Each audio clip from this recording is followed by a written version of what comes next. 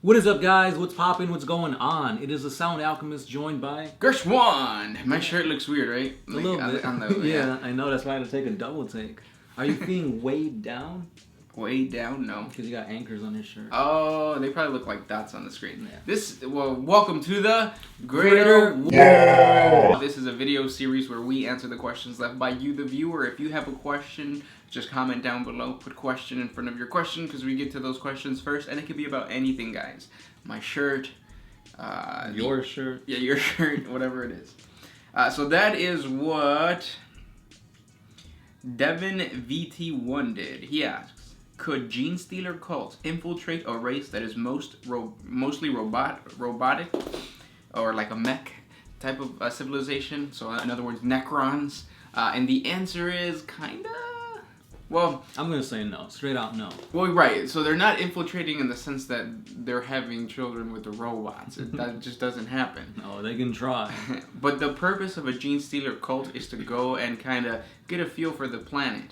If they go into a Necron world that used to be a tomb world, and it's like lush vegetation, and it's ripe with a bunch of biological matter, yeah, of course they're going to try to not establish themselves as like friendly towards the Necrons, or they might even try to be like friendly towards the Necrons, so like establish themselves as a tribe maybe of just Genestealers staying away from the tomb world, not trying to disturb or awaken the Necrons, and just wait for the High Fleet to enter. What's your 2 cents on that? Yeah, I can see that happening, but at the same time, I feel like if they go into a planet that does have that biomass, if they discover that there's a Necron tomb world, obviously they're gonna send word to the whole High Fleet saying, "Hey, there's biomass here, but we got these guys that might awaken."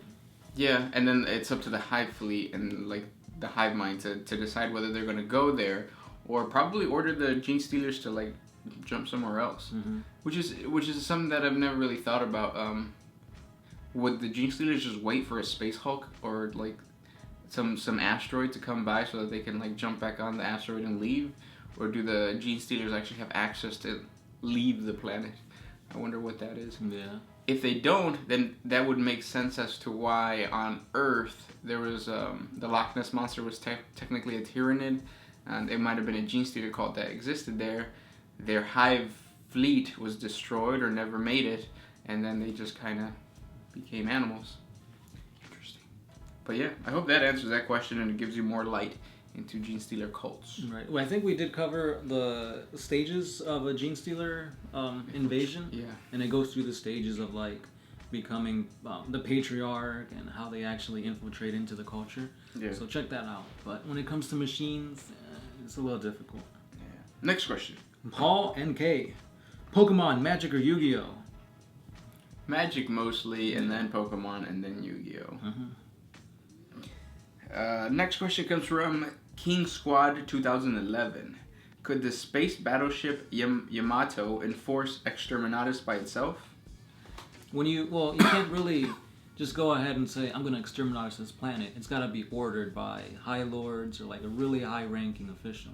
Yeah, and then one battleship usually isn't enough. So like, if you check out our 40 facts on Exterminators, most Exterminators are a bunch of torpedoes by an entire fleet of Imperial Navy. There's a lot of images online of like just a bunch of ships all around the planet. They shoot down and they cause like devastation that way. But check that out, and then there's also like the virus bombs. That's another form of Exterminators. I mean, you could survive those because you just go underground and wait out the virus. But Exterminators, you're done for. This one's by Nader Potato. What is the best glue to fix broken models? That's a good question. Super glue is fine. It works for me. I've never used, and nothing that I've known works better than super glue. Yeah. There's some times where I've tried using putty, and it doesn't work. I mean, it'll hold for like the game, but it's not that great. Yeah. Rubber cement used to work on some models, but I feel like they changed the plastic or like the resin or something. Yeah. So yeah, just stick with your trusty old super glue. Yeah. Next question comes from Snifey Whisper. My laptop is broken. Can you please help me pray for its machine spirit to recover? Yes, but we would be praying to nothing. I'm creating a 40 facts video on this machine spirit and like all that kind of stuff as a way to debunk the machine spirit. Kind of like Ghostbusters. I am the Ghostbusters of the Adeptus Mechanicus. Kind of. A Mythbuster. Next question. Death King Hellstyle. Hey OMS, you guys are awesome and make great content. Thank you. That being said, my question is this. So I'm starting a new Tau army and I'm wondering what is the best way to learn strategies, powers, and playstyles. Also, this army will be mostly battlesuits, so do you have any tips or tricks that you can pass on? Continue on with the great work. What's your 2 cents? Because you play Tau. I play Tau, and I do mostly play battlesuits. If you're playing battlesuits, what I've learned over the years is you're going to probably be overwhelmed with, like, models. So you're probably going to have a low model count, and if they get you in close combat, you're done. So to kind of combat that, I would have kind of like a wall of burst cannon and flamers. That way, if they charge you, you've got multiple shots with the burst cannons. You can give them, 3 burst cannons each, so that's going to be like 12 shots per model, and if you give them a whole bunch of models, that's a whole lot of fire. And then if they do charge you, you're going to hit automatically with flamers. So that's going to be like your defensive wall, and then behind that have like broadsides, riptides, ghost keels. Also experiment with your commanders, because there's a whole lot of like stratagems and warlord traits that you can combine together to make a really powerful commander, and that's going to be like the key to your army. So I'd say build the commander that you like, that works well, and then build the army based off of that. Just go on a bunch of forums online. Advanced Tau Tactica, if that's still up. I know I used to go there years ago, but yeah, just look online. Yeah. Good input, Gersh. Well, I mean, yeah, that's all good, because I was going to say just check forums. Yeah. But yeah. Next question comes from Psionics Nexus. Do you think the Imperium can invade the Eye of Terror and secure a planet? No, they've tried it before, and it was horrible. It was called the the Penitent Crusade. Mm-hmm. It failed. Yeah. Next question. Shuang Wu. Who is the strongest chapter master? I guess this is a debated question, because you could say, oh, it's what's his name? Marnius Calgar. You could say it's Dante. I mean, I don't really personally feel like there is one best. And Gillen's back, so who cares? It's right. Gillen. Who cares about chapter masters when you got Prime Works? Yeah. Next question comes from Michael Howell. Can a Chaos Champion change alignment, or can the Chaos Champion be aligned to a specific god and then be elevated to undivided? I think once you've been blessed by a certain god, like if you get what is it, Nurgle's Rot, you're stuck. Yeah, you're not gonna get that taken away. Tzeentch, you might be able to like get away with putting in a lore where like, you know, they learned something and they were devoted to Tzeentch, but now they're Khorne or something like that. But yeah, most of the time, you once you're assigned, you're there forever. Even after death, because they claim your soul. Blood in, blood out. This one's by Rodney Stillwell. I haven't heard from him in a while. Hey guys, ain't texted you in a while. Good reason though. On June 20th, I fell out of bed and broke my right ankle. Whoa. Shattered my lower left leg. Are you sleep on a bunk bed, man? Come on. Tore the tendons and ligaments that attached to my foot. Cracked 3 ribs and 1 vertebrae. Ow, dude. From a fall? That's crazy. On a bed? Oh yeah, he says, it's a crazy story. It sounds like it. Anyway, I've had 3 surgeries and now he's in assistant living / physical therapy home for 6 months. Wow. Yeah. So, he's saying, if a Space Marine breaks bones as bad as he did, can the apothecary put in rods and pins to them as well? So basically he's asking, how fast can a Space Marine heal? But yeah, they heal extremely fast. Sometimes there's no need to put in rods. Right. Usually if they do break a bone, which is rare because like literally it's almost as tough as steel, it'll heal itself. Yeah. There's stories of Space Marines being like their arm is completely just severed, and they can continue on fighting, and then later they just get a robotic arm or whatever. Which is pretty much the Iron Hands chapter. They replace, even when their arms aren't broken or anything, they chop it off and replace it. Yep. Yeah. So it's just like because he went like that. Yeah. Hopefully you get better. Yeah, man. I feel bad listening to that story, but you know, we gotta keep on living the good fights, and you know, praise the Emperor. Hopefully you get better, man. Next question comes from Ooh, I got an interesting one. go for it. Fishy Van. Is there anything that can resist chaos? The God Emperor. The God Emperor was tempted by chaos a lot, and he was like, "Nah, I'm good. Thanks, though." Drug free is the way to be. Yeah. He had his Dare shirt on. But also the Necron pylons. Yeah. They repel everything. Yeah. Blanks. Knolls. Sisters of Silence. The Black Ships. Yeah. There's a lot. Genestealers. Right?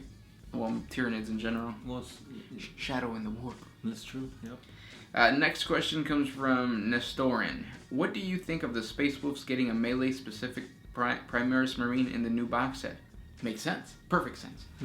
And it shows how the Primaris Marines are moldable to like each chapter, because like the big thing is like, oh, it's just like a giant brush that you're gonna paint over all these Space Marine chapters, and now all Space Marines have Primaris Marines and they're all the same. But no, each Primaris Marine is specific to its chapter.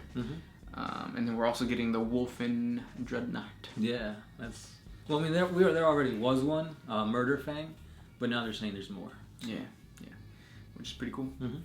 I'm excited. I'm erect. Next question. Logan Douglas Gillies. So I went to my local GW and I told him that I may start collecting again.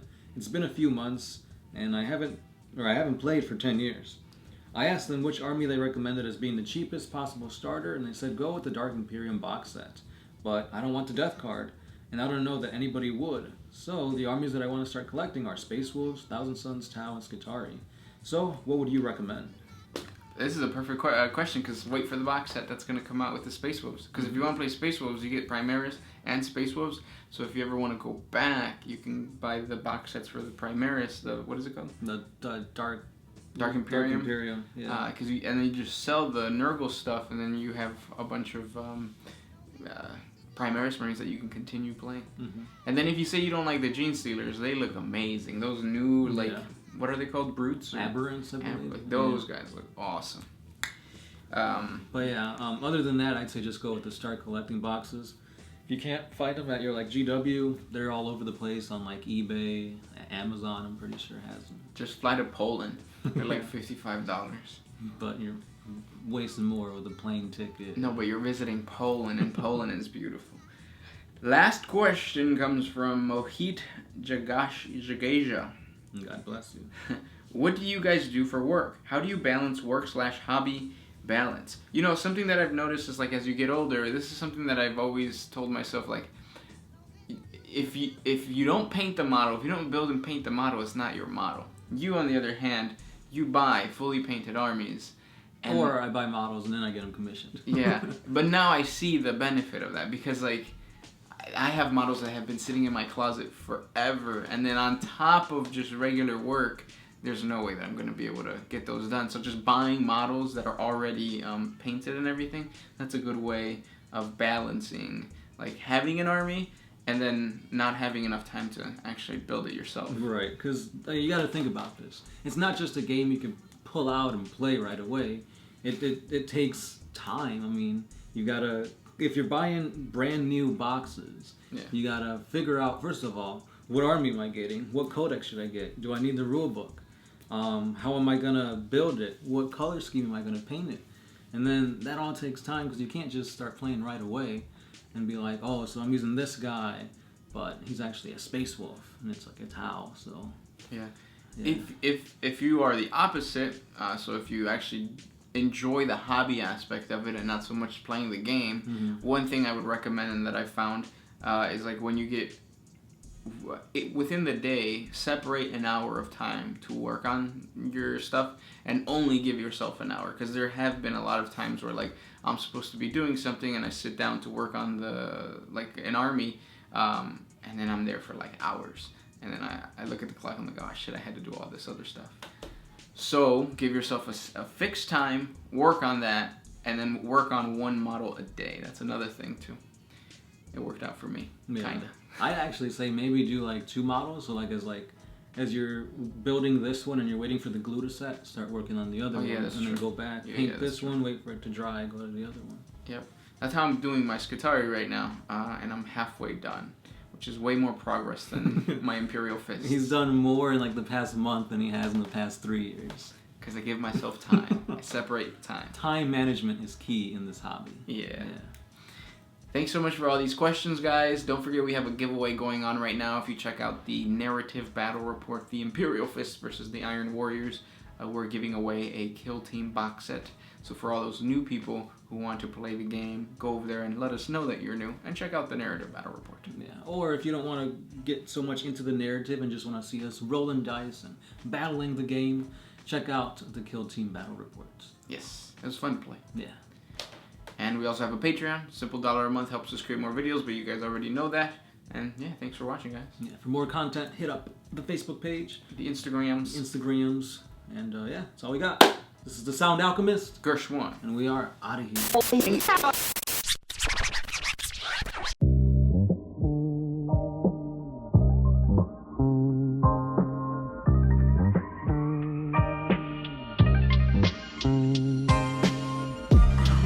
I used to put my freedom